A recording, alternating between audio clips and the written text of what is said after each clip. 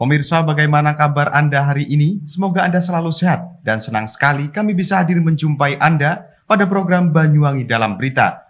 Bersama saya Haryadi, beragam informasi teraktual dari sejumlah wilayah di Banyuwangi akan kami hadirkan untuk menemani aktivitas Anda. Inilah Banyuwangi Dalam Berita selengkapnya.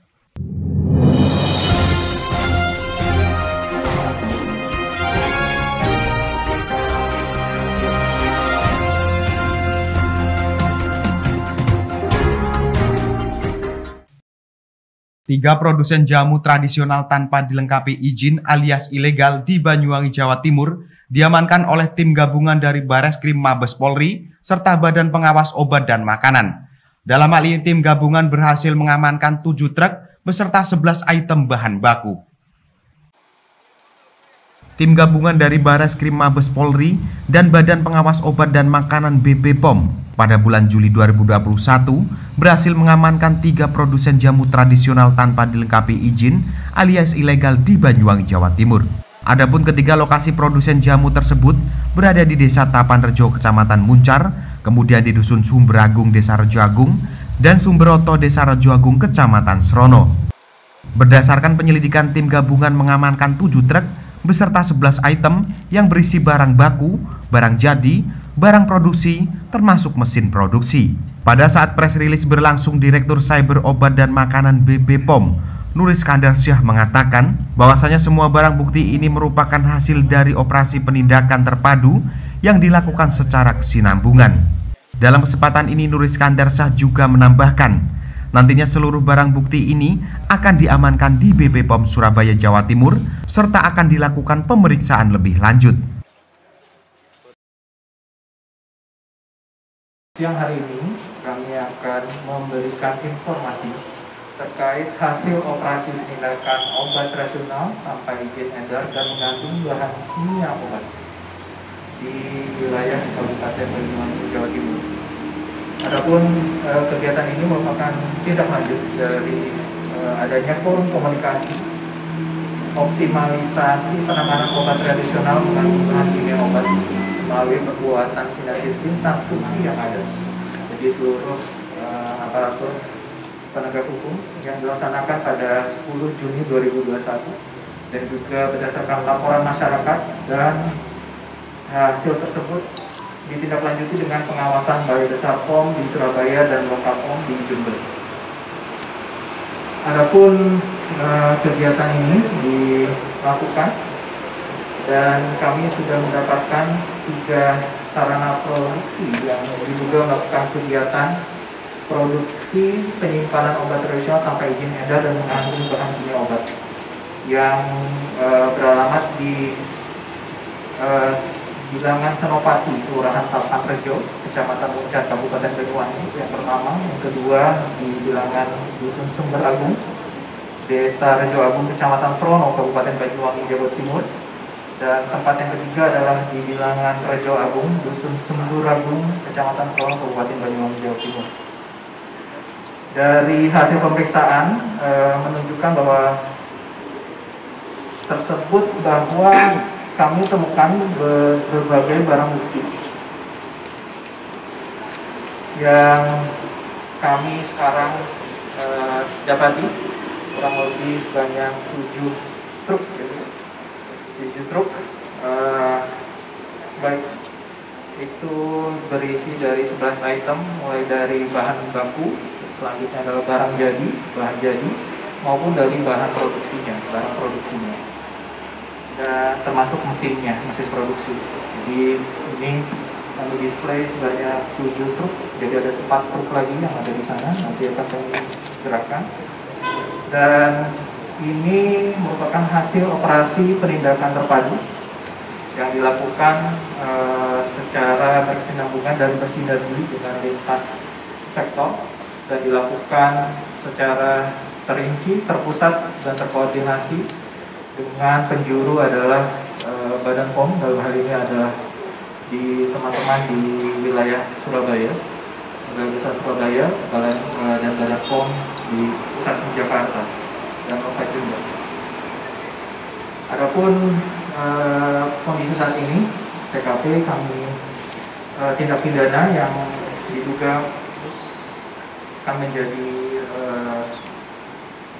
unsur pelanggaran, yaitu Undang-Undang Kesehatan Nomor 36 Tahun 2009 Pasal 197, yaitu dan Pasal 106 ayat 1, di mana dipidana dengan pidana penjara paling lama 15 tahun dan denda paling banyak 1.500.000.000 rupiah, sebagaimana diubah Undang-Undang RI Nomor 11 Tahun 2020 tentang Cipta Kerja, dan Pasal 196 untuk Pasal 98 ayat 2 dan ayat 3 dengan dipidana dengan pidana penjara paling lama 10 tahun dan denda paling banyak 1 miliar rupiah. Sementara itu, Kaban Ops Rokorwas PPNS Bareskrim Polri, Kombes Pol Putjo Haryono menjelaskan, Polri akan menindak sesuai Undang-Undang KUHP dan penyidik Polri masih terus melakukan pengawasan dan koordinasi dengan BP POM.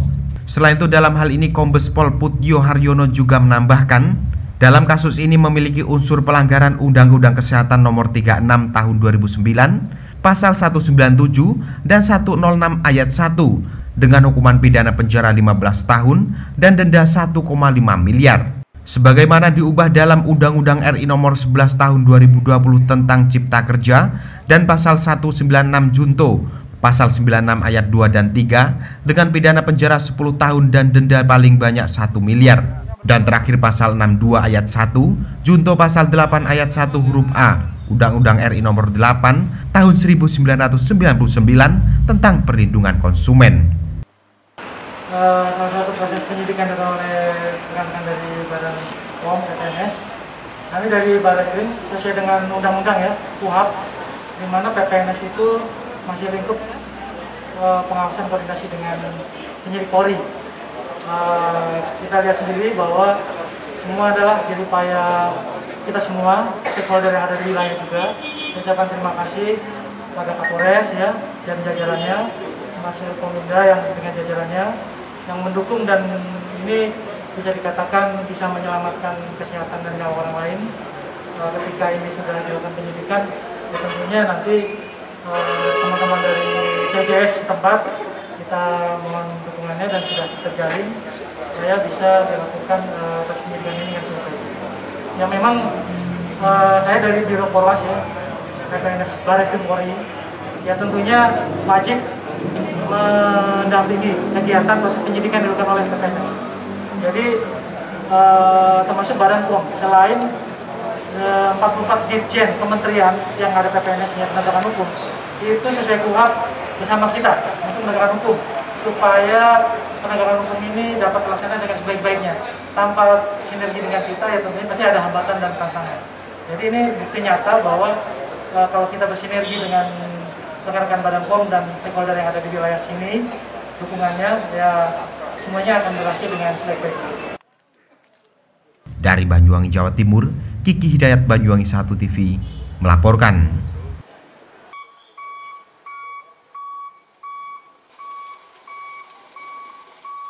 Pada Senin pagi 2 Agustus 2021, pemerintah Kabupaten Banyuwangi memberikan bantuan kepada pelaku jasa pijat di Banyuwangi. Pada kesempatan pembagian bantuan ini, sebanyak 51 orang, masing-masing menerima bantuan berupa 10 kg beras. Selain pedagang kecil dan pegawai swasta yang terdampak PPKM, kini pemerintah Kabupaten Banyuwangi menyasar pelaku jasa pijat untuk diberi bantuan sembako. Bertempat di posko Satgas COVID-19 Kabupaten Banyuwangi pada Senin pagi 2 Agustus 2021, dengan didampingi oleh beberapa organisasi perangkat daerah OPD Kabupaten Banyuwangi, Bupati Banyuwangi Ipuk Fiestiandani memberikan langsung paket sembako kepada 51 orang pekerja jasa pijat yang biasa beroperasi di penyeberangan ASDP Ketapang. Saat pemberian sembako berlangsung, Ipuk menyampaikan permohonan maaf kepada seluruh masyarakat yang terdampak aturan PPKM. Pasalnya banyak dari mereka yang terdampak seperti pedagang, pekerja swasta, serta pekerja jasa seperti jasa pijat. Selain itu, pada kesempatan ini, Bupati juga menghimbau agar tetap bersabar menghadapi keadaan di masa pandemi saat ini. Dalam hal ini, Bupati Banyuwangi Ipuk Fiestiandani juga menjelaskan Bahwasanya kesempatan ini, pihaknya memberikan paket sembako sebanyak 51 orang jasa tukang pijat, tiap orang mendapat 10 kg paket beras. Meski bantuan sembako ini tidak sebanding dengan pendapatan para pekerja jasa tukang pijat yang telah hilang beberapa bulan ini. Pihak Pemda Banyuwangi berharap setidaknya dengan bantuan sembako ini bisa membantu meringankan beban jasa tukang pijat. Ya, jadi kita ingin ingin perhatian dari pemerintah daerah itu merata ke seluruh masyarakat Banyuwangi. Nah, kali ini kita memberikan bantuan kepada tukang pijat, ya, para pemijat yang ada di kapal-kapal Selat Bali. Karena mereka memang salah satu yang terdampak, masyarakat tidak bisa menyeberang ke Bali, maka pasien mereka juga pastinya berkurang. Dan sekaligus saya tadi menyampaikan kalau nanti memang sudah dibuka lagi penyeberangan ke Bali, maksudnya Jawa Bali ini, saya minta kepada mereka untuk menjaga protokol kesehatan secara ketat, karena ini demi kebaikan mereka juga dan juga demi kebaikan pasien. Ini bantuan ini kami peroleh dari kumpulan sembako atau beras yang diberikan ASN ketika hari belanja tanggal 7 bulan 7. Jadi insya Allah untuk hari belanja bulan Agustus tanggal 8 bulan 8 juga kita minta masih tetap, ya, masih tetap konsepnya bentuknya sembako dan nanti diberikan kepada masyarakat. Jumlahnya ada berapa kilo, Bu? Satu orang dapat 10 kilo. Jadi ini ada 51 orang, jadi ada 510 kilo.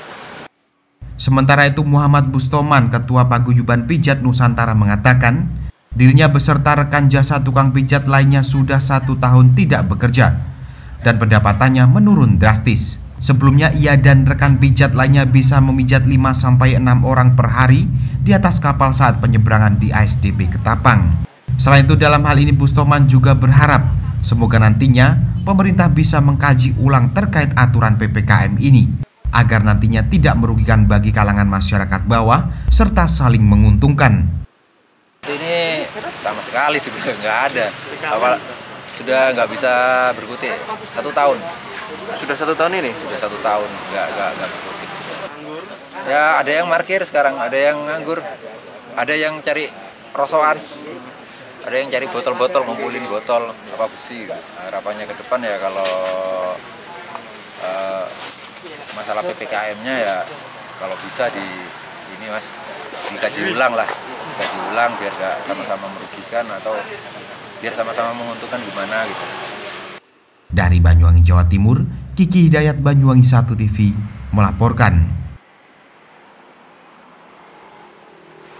Baik pemirsa, berita tadi sekaligus menutup perjumpaan kita pada kali ini. Dan jangan lupa untuk tetap patuhi protokol kesehatan yakni 3M. Memakai masker, mencuci tangan, dan menjaga jarak. Saya Haryadi serta kerabat kerja yang bertugas pamit undur diri. Tetap jaga kesehatan dan sampai jumpa.